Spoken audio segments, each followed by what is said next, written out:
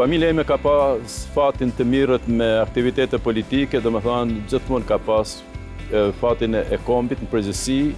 Familja jonë në veçanti që ashtu si rezultat I presioneve caktuara politike, invazioneve politike, me që kanë qenë kundër komunizmit, kanë përfunduar nga Tirana në Prishtinë, në Gjakov, ku edhe kam lind, pastaj jam rrit, kam kryer shkollën fillore të mesme me Universitetin, dhe pastaj në Zagreb kam kryer shkallën e tretë, do të thotë magjistraturën, për të vazhduar me njëherë doktoratin dhe pastaj për të vazhduar atë në Universitetin Lomonosov në Moskë, që atëherë atë botë quhej, ka qenë para Harvardit në shumë disiplina.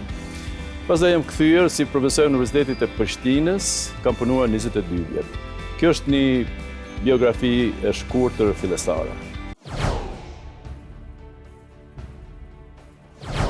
Po, babai, sikurse edhe gjyshrit, domethënë, sidomos ka ana e gjyshes, ka qenë familja e Shaban Binakit, familja Sulemanagës, pikërisht ka qenë babai I gjyshes ime dhe ka qenë mik personal I Bajram Currit apo këshilltar I tij në të vërtetë. Dhe kam patur fatin të bisedoj domethënë me babain në gjyshen, dhe pikërisht tregonte gjysha në momentin e vrasjes së tij kur u kthy prej Dragobis në Furgza, domethënë Kal, e përshkruan ato vajzat, çikat e Malësisë, Çanin e tjera. Ato detaje mi kujton të gjysha ime, thu se I kam përjetuar shumë freskët, kam akoma në kujtesë. Pastaj aktivitetet, do thonë, gjithmonë kanë qenë të kyçur në aktivitete politike, por në dobi në interes për atë dhe babai me ato inspiracionet të gjyshit, domethënë të gjyshëve të tij, të Dianët, dhe ka babaja kam nana. Ai me që ishte I shkolluar, I generacioni I shkolluar në Rom, domethënë ka kryer Universitetin në Rom para luftës, dhe kyçet pastaj 4 vjet në luftë, vërtet kundër fashizmit, dhe ka qenë në naturimin anglo-amerikane, dhe kështu që me që ka përfunduar lufta në dobi të komunizmit, ai duhej të ikte nga Shqipëria, përfundoi në Gjakov, përkatësisht në pjesë e Jugosllavisë, se atëhershme. Mirë po, ata kërkonin të regrutohet. Nuk ishte në aktivitet politik, po kërkonin të regrutohet si në aktivitetet e spionazhës dhe ai nuk pranon dhe përfundon 22 vjet në burgjet Jugoslave, posaçërisht në Goli Otok, ku edhe shkruan librin për cilët ju më pyetët, ka shkruar në pjesë, domethënë në pjesë tjetër, në faqen e prapme të cigareve, dhe është një libër shumë, thonë, një ndër librat më karakteristik me që shpreh një nga vujtet e qina shqiptarëve që kanë vujtur në Goli Otok dhe në burgjet Jugoslave. Gjyshi im ka qenë në atë kohë, domethënë ka qenë kështu polic, domethënë ka qenë një farë udhëhec si policor, dhe nuk kam në një kujtesë veçantë për atë, po them aktivitetin me që gjyshi edhe ka vdek pak me herët, por ato inspiracione që ka marrë babai prej gjyshit, prej stërgjyshve, domethënë, me që ne mi datojmë si familja Koka, kemi edhe ndoshta historia, po mos t'i quaj gojdhana prej kohës së Skënderbeut, si bashkëpunëtor I Skënderbeut, një farë Koka, si këshillëdhënës I veçantë, deri më sot gjithmonë jeni generacionet tona janë marrë me politikë, por unë jam marrë me shkencë deri më sot.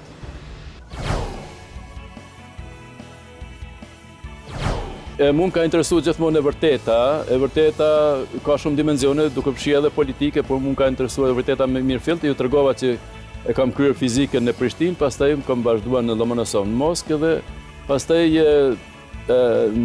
deri në vjetet e 70-ta kam punuar, domethënë gjatë vjetet 70-ta kam punuar si profesor në Universitetin të Prishtinës, për të përfunduar më vonë me që më akuzuan, sikurse babain tim, bile edhe pa kur për aktiviteti politik, por me që isha kuadër I shkëlqyshëm kështu shkencor, me akuzuan dhe me dhanë një dënim 5 vjeçar, me që rast më mundësuan të ikin do burra shqiptarë, me ato detaje shumë interesante, por si do qoftë përfundova në një universitet në MIT edhe pastaj në Harvard, këto janë 2 universitete kryesore, domethënë para të botë. Ishte fjala për hulumtimit në lëmin e holografisë së bardhë, me që profesor Prohorjev është nobelist profesorimi në Moskë, më patë sugjeruar atje.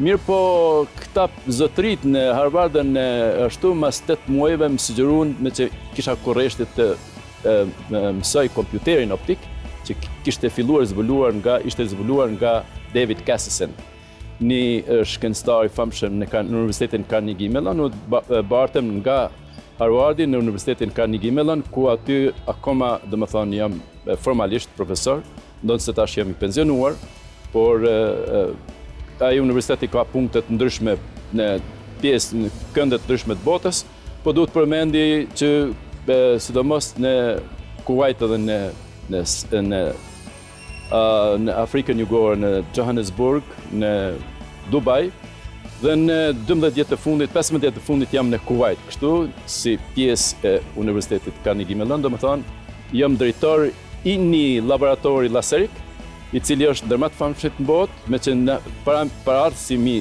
unë jam drejtori i atij laboratori, para ardhësim ka qenë profesor Zueli Nobelist.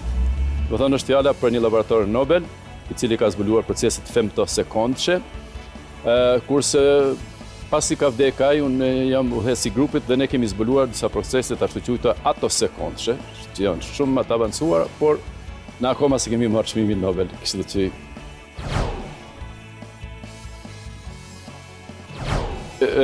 ishte atëherë një hajk, një ashtu ndjekje profesorëve shqiptar, sidomos ata që ishin më të eminent, me që planifikonin ta mbyllin në universitetin pjesën shqiptare, domethënë të mbyllin në universitetet e shkollat dhe ta shkatërrojnë trurin kombëtar shqiptar këtu në Kosovë, dhe pastaj planifikonin të mbyllin edhe shkollat që më vendoi edhe ndodhi. Por fillimisht ata i larguan si profesor Musa Haxhiun, profesor Osman Imamin, unë ndjekën profesor në famshëm Ali Hadën, kështu me radhë, do thonë ka qenë një plejad profesorësh të cilët kanë qenë përsekutuar, unë kam qenë mesin e tyre dhe kam përfunduar pastaj si profesor në Universitetin, siç e përshkrova Universitetin Carnegie Mellon, aty ku ishte zbuluesi i kompjuterit optik dhe aty ku ishin 7 nobelistë bashkëpunëtorë.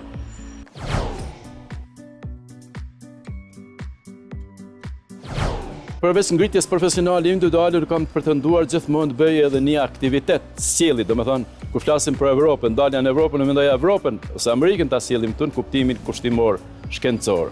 Dhe mu për këtë arsye pata themeluar dhe laboratorin e parë të holografisë dhe me të famshmin në Jugosllavinë atëhershme, ku patënardh kanë kryer disertacione dhe janë bërë publikime botërore, mesin e tyre edhe një greke, një Jana Domakopolo prej Selanikut, i cila kishte magjistruar në Paris, por e kryen doktoratorën në udhëheqjen time në Prishtinë.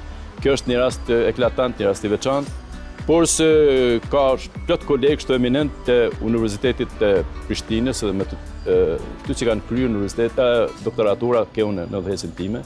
Mund të përmeni të ndjerën profesoreshën Mehdi Edushi, profesor Agrondida, profesor Nebicaka, e kështu me radhë janë një numër profesorësh me të cilët pastaj kam shkruar dhe organizuar edhe laseret e librat e parë të teknologjisë për cilën më mirëm. Pra librat e parë në gjuhë shqipe për laseret në Prishtinë, por kjo ishte para universitar, kurse pas universitar për studime të magjistraturës dhe doktoraturës, nivel të tillë kemi shkruar një libër me titull Teknologjia e laserëve me profesor Tritan Spahiun, profesor të Universitetit të Tiranës, me që atje nuk ekzistonte teknologjia laserike, apo ishte shumë në fazë shumë fillestare, disa kolegë kishin dëgjuar diçka, por në dërgoj një laborator modern, të optikës moderne, ishte si filantropi ime, me që unë si profesor i Universitetit Amerikan kisha dhe mundësi materiale, dhe mu për këtë arsye mund të them që në 32 vjet të fundit kam kontribuar në mënyrë filantropike dhe në mënyrë intelektuale, shkencore, më tepër se sa gjatë 22 vjetë që isha këtu, domethënë të jep shamsim në mënyrë aktive. Për arsye se 3 muaj të verës dhe 1 muaj të dimit gjithmonë i kam shpenzuar këtu edhe se në Tiranë, me që unë Tiranën dhe Prishtinën nuk e dalloj. Mu për këtë arsye kam udhëheq shkencëtar edhe në Tiranë edhe në Prishtinë. Mu për këtë arsye thash libri i parë për laser, teknologjia e laserëve në trollin e Shqipërisë është me autor Jahja Kokaj dhe Tritan Spahiu. Prandaj edhe siç ishte edhe laboratori i parë i atij lloji për fizikën atomike moderne. Gjatë punës sime në Universitetin Carnegie Mellon, në drejtori ishte profesor David Cassisen, zbuluesi i kompjuterit optik. Ishte ai me që ishte shumë i famshëm me atë teknologji, domethënë laserike, për punënim të informacioneve, kompjuterit optik, ai kishte projekte të ndryshme, shumë milionëshe, një prej tyre financohej edhe nga NASA, nga DARPA dhe LITTION, këto dyja janë kompani ushtarake për cilat nuk kam dëshirë të flas fort. Kurse për NASA është dini një agje. Po është interesante që gjitha zbulimet që i kemi bërë në kuadër këtyre 3 projekteve nuk janë publikueshme. Nuk janë publikueshme, jo pse s'kan nivel të lartë shkencor, përkundrazi por janë kështu të dhëna konspirative apo të dhëna të klasifikuara, i thonë ata. Kështu që përfundojnë aty në State Department si pjesë e hulumtimeve të tyre shtetërore, strategjike, kombëtare, por unë kam qenë pjesë e projekti fillestar ka qenë hulumtimi i flutarakës, ka qenë wind tunnel measurement. Është fjala një simulacion i anijës kozmike, me që anija kozmike ka problem gjatë ngritjes në për atmosferë rënjes, gjatë rënjes, dhe gjatë fërkimeve shkaktohen temperatura shumë të larta dhe se ka mundësi të plasë. Me metodën tonë, përkatësisht me metodën time të cilën e kisha zbuluar, më thonë, para se të shkojnë në Shtetet e Bashkuara të Amerikës, ne kemi bërë një hulumtim të veçantë të lëmoçësisë, fortësisë materialit, lodhjes të ashtu quajtur të materialit sipërfaqes dhe të gjeneruar, domethënë në mënyrë online kemi mundësuar që gjatë fabrikimit të anijës kozmike të tillë të realizohet një lëmoçësi ideale, domethënë pa kurfar valzimesh, pa kurfar deformacionesh, të cilat janë të domosdoshme për të zvogluar fërkimin me molekula të ajrit gjatë shpejtësisë shumë të madhe që dini gjenerohet flake madhe gjatë lëvizjes. Dhe se ky ka qenë domethënë projekti, por më vonë kam pas edhe projekte të tjera të hulumtimit të detektimit target recognition, të detektimit të objekteve anëmisore në hapësirë. Dhe ju dini pastaj pikërisht zbulimet e David Cassisen, përkatësisht të laboratorit tonë, janë ato të cilat pastaj i përdorin e dini NATO për rekognisimin, në gjujtje në mënyrë të precize, me rekognisim optik. Dhe ato janë rezultatet të cilat s'kan qenë kurrë publikuar, por Shtetet e Bashkuara të Amerikës, domethënë kanë buruar nga Universiteti Carnegie Mellon, përkatësisht nga drejtori im, nga shefi im, David Cassisen.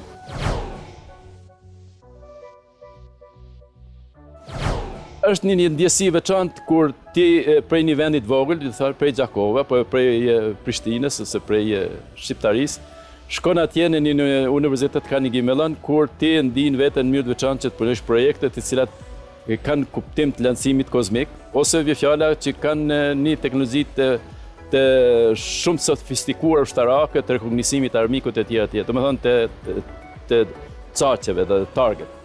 Dhe se ajo ndjesi është të veçantë dhe natyrisht është shumë inspirative, ndonë se s'kisha botime fare. Domethënë, është një interval më tepër se 13 vite s'kisha kurfar botimja. Por mu më tha, a do të mësosh shumë, apo ke dëshirë që të bësh botime dhe ashtu. Tash jo unë du të bëj ato që është më konspirative, për arsye se ajo që është më shehtë sipas definicionit është më interesante për shkencëtarin.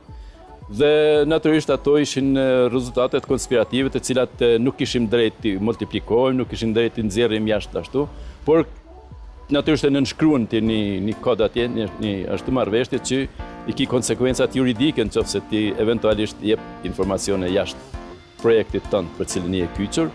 Por është shumë interesante se ti i kyçur vetëm një pjesë të projektit e cila pa një aktivitet komplementar të disa pjesëve ti nuk je në gjendje fort dhe ta zbatosh. Megjithatë unë kam pas arrit teknologjinë laserike, qoftë si fuqi, qoftë si rekognisim, ti mësoj disa pjesë, prandaj kam kënaqësi të veçantë që e njoha teknologji në mënyrë bukur të mirëfillt. Shtetet e Bashkuara të Amerikës është troll i potencialitetit. E thonë land of the opportunity. Do të thotë nëse ke potenciale kreative, nëse je punëtor i mençur, i ndershëm, ti prosperitetin e ke të garantuar. Dhe mundësit janë pothuajse të barabarta. Në aty kolegët ishin kompozicioni shumë kombëve. Domethënë ishin nga Kina, Liang Qing, nga Hisafumi Avata, ishte Jim Jackson nga Kalifornia, e kështu me radhë, grek e kështu me radhë, domethënë, por të gjithë ishin amerikanë dhe ishin patriotë amerikanë, që donin Amerikën më tepër se asnjë vend tjetër. Dhe natyrisht ishte ndjesi e veçantë kur ti punon në një disa aktivitete me të ashtu quajtura të dhëna të klasifikuara, domethënë, classified data i thonë. Prandaj në DARPA ose LITTION, të gjitha ato të dhëna ishin dhëna të klasifikuara të cilat ti nxjerr rezultate dhe e din që janë shumë të dobishme për atë dhënë. do thonë për Shtetet e Bashkuara të Amerikës. Laboratoret e tilla janë shumë milionçe, multimilionçe, mos thuj bilionçe. Po koleg ishte për shembull Hisam Fumi Avata, i cili ka kryer doktoratin në udhëheqjen time, për shembull. Po ishte profesor Liang Qing, i cili kishte ik nga Universiteti, nga instituti, nga Chengdu, i cili ishte 4.000 shkencëtar damis optikës, dhe ishte një disident i cili kishte përfunduar, ishte Amerikan tashi, e kishte përfunduar në ato studime konspirative dhe ishte shumë i ngritur. Ose ishte Jim Jackson, ose ishte Akis Akopolis, një djalë i zeshtë i gjatë, kështu grek. Por gjithë këta, do më thënë, ishin të kyçën këto projektet në hulumtimet e NASA-s. Do më thënë, nuk kanë qenë mirë fillësisht, por të amerikanizuar dhe natyrisht në nënshkruan një kod dhe je i obliguar që ti ashtu të ndish veten si patriot amerikan, natyrisht, se ti ke një prestigj të veçantë, që ndjesi të veçantë që të kontribon një kombi shumë të madh, se është ndryshe ndjesia në Amerikë është nëse ti te kalon kufirin, do më thënë në oqeanin, ke shansën me qenë i barabartë Amerikan, nëse i suksesshëm. Prandaj nuk është ajo në një privilegje veçantë atë kuptimin, por ata çmojnë vetëm vlerat mentale. Nëse ki shkatësi të veçanta, prosperiteti yt, domethënë kreativiteti yt, gjen. Prandaj është vend i potencialitetit. Unë gjatë punës se këtill që ishte, domethënë, për NASA, të hulumtimet e cilat ishin të investuara, pra financuara nga NASA, LITTION dhe DARPA, aty nuk ke punime shkencore. Mirë, po çat teknologji, pikërisht atë teknologji që është e bazuar në rekognisimin, në hulumtimin e lëvizjeve, në qarkullimin e energjive optike e tjera, domethënë, sidomos në optical computing apo kompjuterin optik, më vonë i kam zbatuar posaçërisht në hulumtimin e trupit njeriut. Edhe në hulumtimin e smundjeve të caktuara, pra si diagnoza apo si terapi, forma terapeutike. Prandaj edhe kam punime të botuara, një numër punimesh të botuara në revista mjekësore. E mua më intereson edhe kozmologjia dhe astronominë e kam dhënë që 25 vite në mënyrë paralele. Domethënë mua më intereson kozmologjia, pra dhe hulumtimi i materjes e tjera, për arsye se më intereson dija totale. Domethënë e vërteta, që ngarthen prej astronomisë deri te nanoteknologjia. Dhe natyrisht projekti i fundit është projekti i nanoteknologjisë, meqense me tufla serike pulsive ne kemi gjeneruar disa struktura nanoskopike, të cilat gjenerojnë një ambient që energjinë optike shndrojnë në energji elektrike. Domethënë është fjala për një qelizë sollare, e cila nuk ekziston gjë tani. Në muajin e ardhshëm jam i ftuar si invited lecture, invited talk, domethënë si ligjërues i ftuar në Frankfurt, ku konsiderohet ashtu i quajtur në mënyrë kushtimore quhet tubimi i kandidatëve për Nobel. Domethënë janë rezultatet më të mira që i kanë klasifikuar ata apo studiuesit më eminent, i kanë ftuar atje dhe që në fund të tetorit kanë për të prezantuar në këtë farë konferencet ashtu quajtur kandidat për Nobel. Ajo e ka kuptimin simbolik, po përjashtohet mundësia që dikush nga ata të prezanton, të demonstron që punimi i tij, domethënë rezultatet e tij, zbulimet e tij janë Nobel. Na mendojmë që kemi bërë një avancim shumë kolosal, për arsye se kemi depërtuar në nanostrukturat e cilat nuk ekzistojnë gjë tani.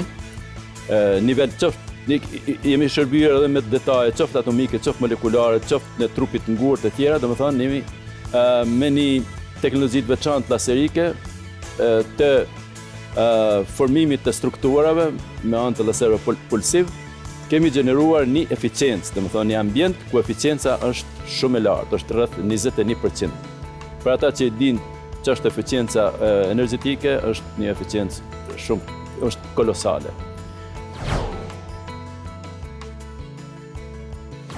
Kurreshtja ime ka qenë që dijen që ka akumuluar në botë sjellit në trojet shqiptare dhe Niko Qafoku ka pat themeluar një aktivitet digital, një hapësirë digitale, të është quajtur Forumi Shkencor Alp Shkenca dhe pastaj formuam si Institutin Alp Shkenca dhe unë kam marrë pjesë në themelimin në Tiranë, në Prishtinë dhe kam qenë 1 vjet drejtor i Institutit Prishtinë.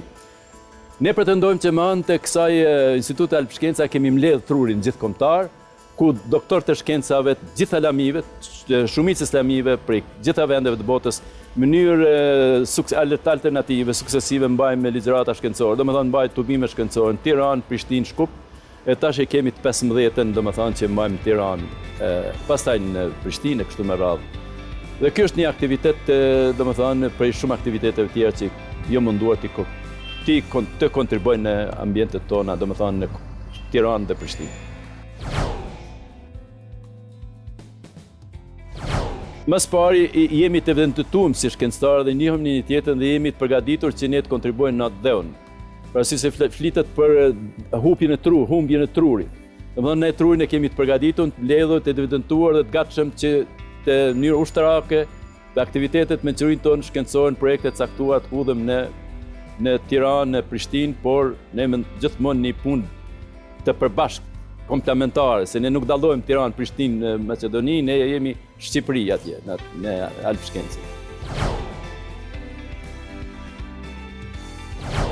Fatkeqësisht mund të konstatoj që gjendja e arsimit në Prishtinë, në Kosovë, në tërësi është e mjerueshme. Është e mjerueshme për arsye se ekzistojnë në shkollat ashtu quajtura politike dhe ekonomike. Domethënë shkollat të cilat janë të organizuara vetëm për qëllime fitimi material, edhe universitetet, apo shkolla të cilat janë për përfitime politike. Nuk ekziston kurrfarë organizimi mençur, didaktik ashtu. Prandaj kur flitet për arsimin, mas pari kryesisht flitet për dyert, për dritaret, për shkollën, për ashtu. Shikoni, ne në Kosovë kemi ndërtuar palosur mjaft tulla dhe asfalt. Por kemi folur mjaft për rinin, që është një aset jashtëzakonshëm apo domethënë komponente njerëzore. Por asgjë s'kemi bërë për të. Do faktikisht ne kemi degraduar rinin në atë mas, saqë këto shkolla jo kredibile. Kjo ka trahuar shkollave të cilat kryejnë dhe s'kan kurrfarë perspektive. Këto doktoratet të cilat kryejnë njerëz mesin në analfabetat. Kjo domethënë ky degradim i këtij është degradimi më i rrezikshëm që mundet të bëhet në 100 vjetëshin e fundit të kombit tonë. Prandaj duhet të përmirësohet në radhë parë arsimi dhe shkenca dhe pastaj kjo është qendra për të përmirësuar të gjitha lëmit tjera të lidhura në mënyrë organike me to. Prandaj gjitha hallkat duke filluar, pra fillojnë nga arsimi i shkenca dhe mendimi shkencor dhe mendimi mençur dhe aty pastaj vazhdojnë domethënë përmirësimi këtyre indukon zhvillimin edhe të mjekësisë, domethënë të shëndetësisë, të sportit, të kulturës, të politikë, të ekonomisë, të gjitha janë të lidhura me arsimin e shkencës. Mu për këtë arsye kam vendosur që të lë të praktisi këtë dashuri që kam, domethënë, shumë vjeçare dhe për cilën punoj në mënyrë aktive deri në vdekje, kam të garantuar, dhe të kyçem në politikë që të bëhem pjesë atij sistemi që të kesh fuqi politike dhe hapësirë politike të përmirësosh arsimin, shkencën dhe pastaj gjitha tjerat me radhë. Dhe bindja që ti, nëse ti je i bindur që nuk ke nevojë të glaberosh, që nuk ke nevojë të palosish miliona duke shkatruar ekonominë, duke shkatruar perspektiven e kombazve, atëherë bindesh për njëri arsimur, njëri ngritur, njëri me kulturë me qytetari të tillë, ai e kupton që nuk ka nevojë për gjitha ato mjete materiale dhe mu për këtë arsye jam kyçur në politikë në një subjekt i cili ka duart të pastra dhe mençuri të jashtëzakonshme. Quhet vetëvendosja dhe ai është një djalosh i jashtëzakonshëm që unë e quaj një qenie kozmologjike, në gjithë jemi qenie kozmologjike, por është një qenie jashtëzakonshme me inteligjencë jashtëzakonshme Albin Kurti dhe mendojmë që me një ansambël të trive, me një ansambël të mençurisë, me një ansambël të shkencës kulturës, të gjenerojmë një projekt, një program e kemi i cili do të jetë me vërtet drejtëtans dhe realizues dhe që realizon kthesën pozitive dhe prosperitetin e Kosovës. Mesazhi im është ndal, mos e largon nga dheu. Me mëdhe me quhet toka, ku më ka rënur koka, ku kom patur me matë, ku më njetë dhe guri tatë. Do thonë, ajo nga shpirti i poetit ka lindur këto vargje. Rri këtu.